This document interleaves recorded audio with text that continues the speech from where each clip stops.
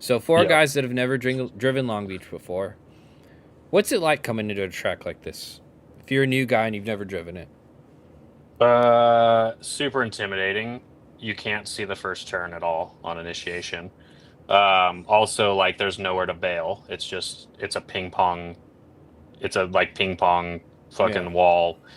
Uh, I don't know how to explain. Like everywhere you like when you're teaching someone how to drift, like being an instructor as well. Like I've it's hard for people that are learning to not focus on the danger zones when they're drifting, and naturally you gravitate towards those danger zones because you drive subconsciously, you always drive where you're looking. So I tell people to like focus on your points, focus like you need to be staring at the place you want to drive. But every time I would tell someone, "Hey, I'm putting this cone at the inside of the track, there's a pothole here. You will break a wheel. Don't go near that cone." Every time I said that, guess where they went? Straight for the Right. cone. Like right towards the fucking cone. So the thing is, like, with Long Beach, you're like, yeah, here's all your marks, but the marks you have to get to are also the danger zones.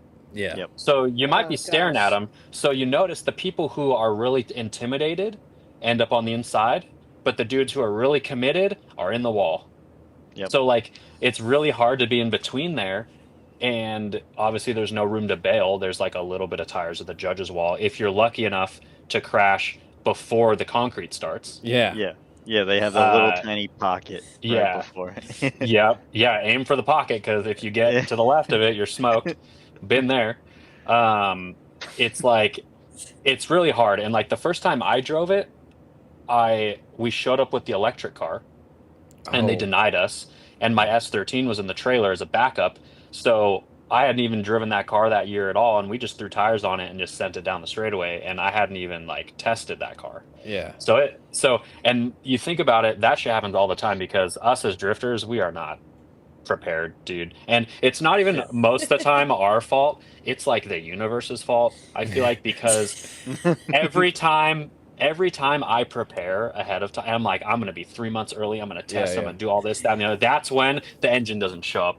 There's a Yep. parts hold and I don't get my motor, or my shocks don't get back in time, or there's a back, or my transmission gets lost in shipping to go Yeah. get refreshed, or like this or that, or there's a time, like, Global there's pandemic. always Or COVID Yeah. happens. Yeah. exactly. I have never once showed up to Long Beach with a car tested, ready to go, comfortable, out of the trailer, I'm good to rip. It's always been, I fired this car up on the dyno 2 days before, made a dyno hit, did a burnout down the street, loaded it in the trailer, went to Long Beach. And that is literally 95% of FD drivers, pro, I don't care. Like, it doesn't even Yeah. matter Yeah. if you say it's not, it is. Like, Yep. top to bottom. It can be like the highest team on the list to the lowest team on the list. Yeah. Like 95% of them doesn't matter. They're rolling into Long Beach and they haven't tested. 100%. Well, Yeah. so yeah, you get the scary scenario of like bringing a brand new car. A lot of these guys will have either brand new cars or really refreshed cars, fresh Yep. wraps, fresh body work, and yeah, now you get to go destroy it all.